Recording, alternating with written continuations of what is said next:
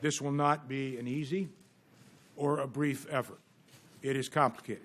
Complicated and consuming. But Defense Secretary Chuck Hagel and General Martin Dempsey are warning Congress the United States must do more to attack terrorists who are controlling areas of Syria and Iraq.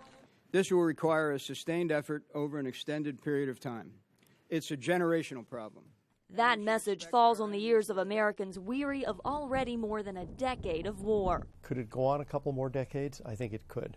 Elliot Abrams was a security advisor to former President George W. Bush. While he worries the war against Islamic extremists that started under President Bush could take time, he's optimistic because he says this particular opponent has a weakness. I think the war against the Islamic State is winnable because they have made a mistake that al-Qaeda did not make. Al-Qaeda never tried to seize a huge piece of territory, major cities, and act like a country, like a government.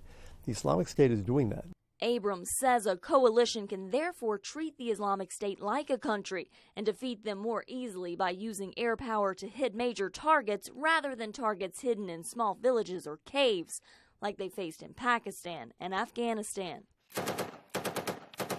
But members of Congress are struggling with the thought of returning to military efforts in the Middle East less than 3 years after leaving Iraq. Lawrence Korb with the Center for American Progress says that's nothing new. If you had told Americans at the end of World War II, for the next 50 years you're going to be involved in a Cold War with the they said, no way. A recent poll says that for now, more than 70% of Americans support airstrikes in Iraq and about 2/3 support airstrikes in Syria.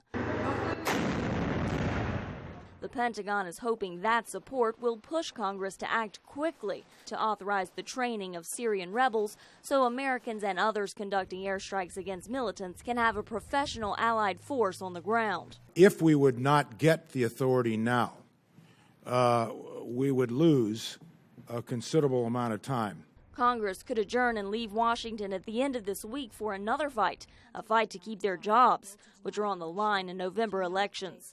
Some expressed concerns Tuesday that their constituents may support airstrikes, but do not want to add on a $500 million cost to train Syrian rebels.